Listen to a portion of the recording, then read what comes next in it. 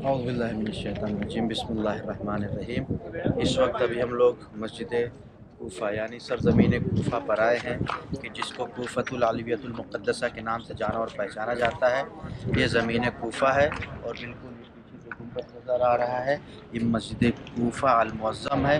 गुंबद जो नज़र आ रहा है ये मरकज़ मुस्लिम इब्न अक़ील अलैहिस्सलातु वस्सलाम है। मस्जिद कूफ़ा में जनाब मुख्तार सख्ती भी मदफून है। वो मकाम भी है कि जहाँ पर मौलाए मुत्तक़ियान को ज़रबत लगी। मस्जिद से ही बिल्कुल लग कर मौलाए मुत्तक़ियान का घर भी है और मस्जिद के पास ही वो मकाम है कि जहाँ मलऊन इब्न ज़ियाद जो है हुकूमत करता था। अभी हम चलेंगे, सारे मकामात देखेंगे और ये मीसम तम्मार भी है जो मौला की मोहब्बत में सीढ़ी पर चढ़ा। यहाँ पर अभी चलेंगे, सारे ज़ियारत हम जाएंगे।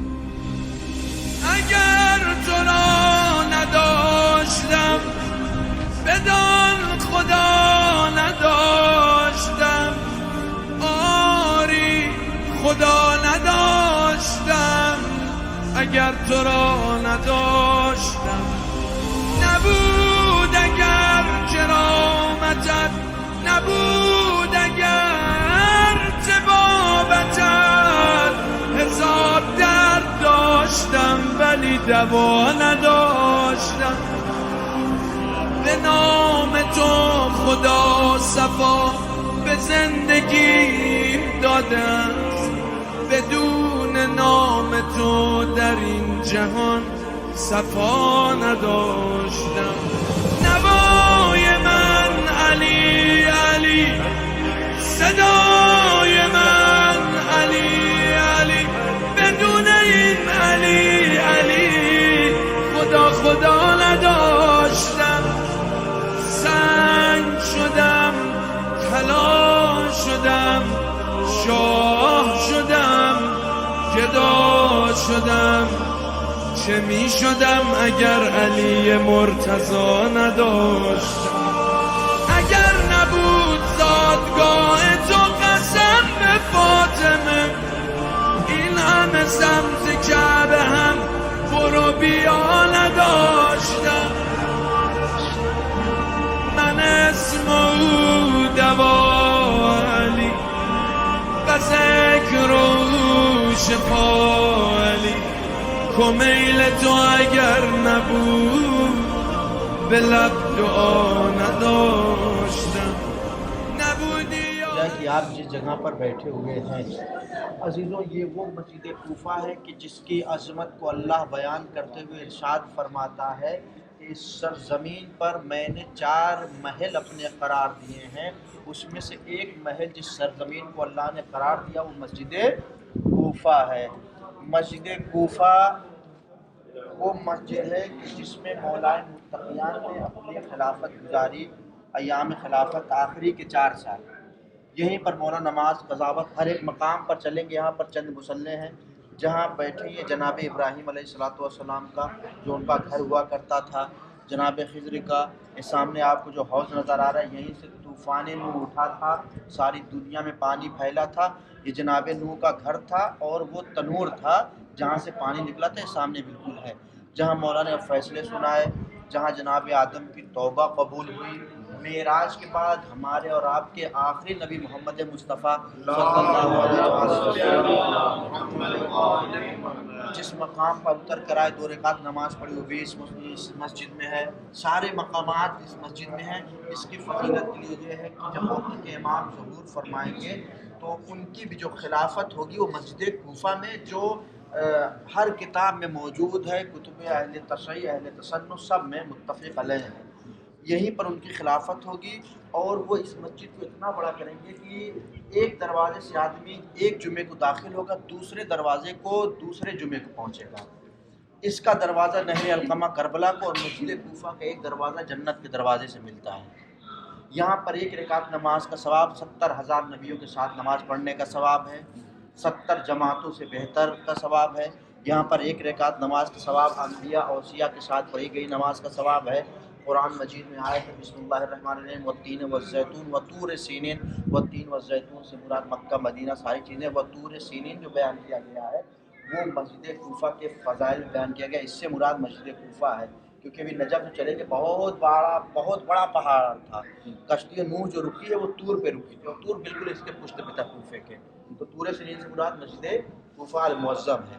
اس میں جو ہے کوئی بھی ایسا مومن نہیں کہ جو اس میں آ کر نماز نہ پڑھے. چھٹے امام صاحب کہتے ہیں کہ کوئی بھی مومن جس کو پتہ چل جائے اس مسجد میں نماز پڑھنے کا کیا ثواب ہے تو وہ کبھی اپنے گھر میں بیٹھ کر نماز ادا نہیں کرے گا سوائے مسجد کوفہ کے.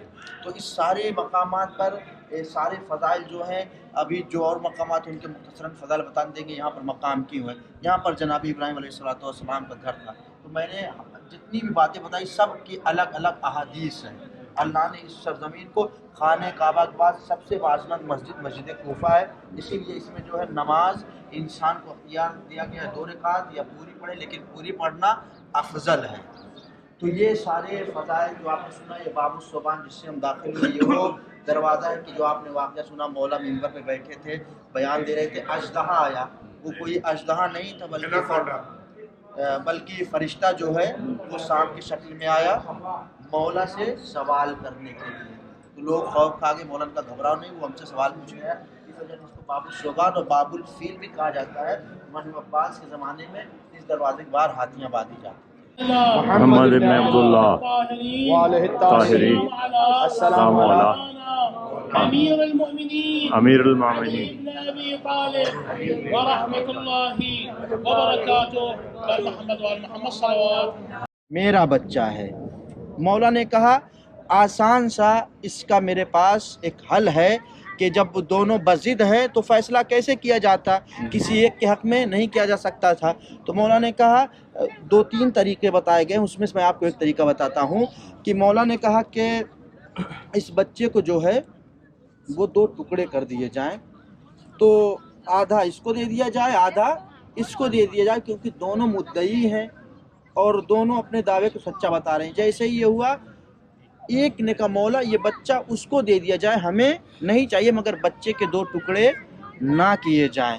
جس نے انکار کیا مولا نے اس کے حوالے بچے کو کر دیا، کیونکہ مولا نے اس وقت 2 پیغام دیا. ایک یہ کہ مامتا سے بڑھ کے کوئی چیز نہیں ہوتی ہے. کبھی ایک ماں اپنے لال کو اپنے سامنے 2 ٹکڑے ہوتے ہوئے نہیں دیکھ سکتی ہے. مولا نے اس کو حوالے کر دیا. یہیں سے ایک فقرہ ملتا ہے کہ یقیناً ایک ماں اپنے لال کو 2 ٹکڑے ہوتے ہوئے نہیں دیکھ سکتی، مگر کوئی سیدہ کے دل سے پوچھے 12 ضربیں لگی ہیں. ماں آغوش میں سر کو لے کے کہہ رہی تھی میرے حسین صبر کرنا، اب امتحان ختم ہو رہا ہے. وہ سیدہ تھیں. اس وجہ سے اس مقام کو مقام دقت القضا، 2 رکعت نماز پڑھتی ہوں اپنے طرف سے، مومنین کی طرف سے، گھر والوں کی طرف سے، مقام دقت القضا قربتاً اللہ. بسم اللہ نماز پڑھیں. اللہ نے کہا یہ مسجد کوفہ المعظم ہے. یہ وہ نبی ہے کہ کوئی بھی نبی ایسا نہیں جس نے یہاں نماز نہ ادا کی ہو. تو اجازت لی، یہیں پر آ کر انہوں نے نماز ادا کی تھی، اسی مقام پر رسول اللہ نے. اس لیے اس کو مقام معراج نبی اللہ محمد کہا جاتا ہے. ابی طالب کا تو مواسطہ دو امام حسن و حسین کا، تو مواسطہ دو فاطمہ زہرا سلام اللہ علیہ کا. اس کے توسل سے دعائیں مانگی، اللہ نے قبول فرمایا. یہیں پر ان کی توبہ قبول ہوئی تھی. تو 2 رکعت کر کے 4 رکعت نماز مقام آدم علیہ السلام، اور 2 رکعت پہلے پڑھ لیجیے، اس کے بعد 2 رکعت جناب جبرائیل کی. 2 رکعت نماز مقام آدم علیہ السلام. نبودی یا علی اگر حسن نبود و هم حسین، بدون تو مدینه و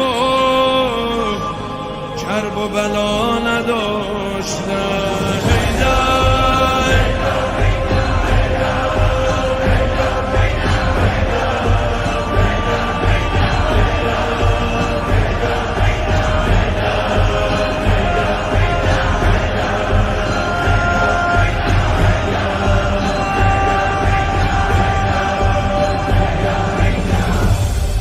جتنی مرتبہ بھی آپ سجدے میں جاتے ہیں اتنا ہی اللہ کی قربت حاصل ہوتی ہے.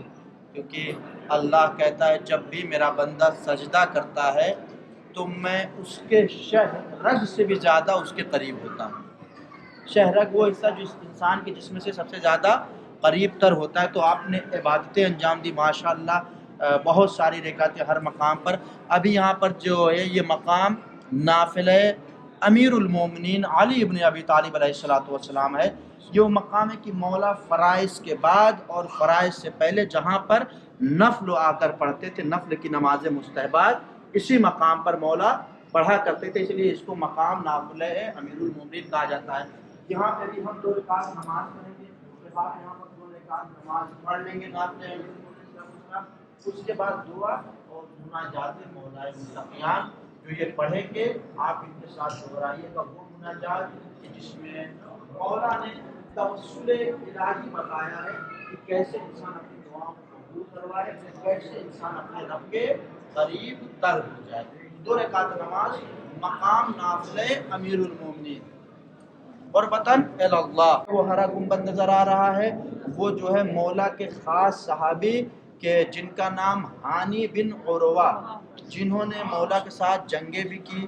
مولا 4 معصوم کے صحابی بتا دیجیے. 4 معصومین کے صحابی ہیں یقیناً ہانی بن عروہ علیہ السلام، جنہیں محبت مولا متقیان میں جلتے ہوئے تنور میں ڈال دیا گیا تھا. آج اس کی اور آج بھی آپ جائیں گے دیکھیں گے ان کی قبر جو ہے ایسا لگے گا آپ کو کہ لوہے کا کوئی صندوق اس کے اندر نہیں رکھا گیا. اور ان کو جو ہے اس لیے مارا گیا. جناب مسلم پر آپ سنتا ہوں جب نے ملا گیا تھا ان کی مدد کی تھی تو 3 یہ روزے جائیں گے زیارت کرتے ہیں.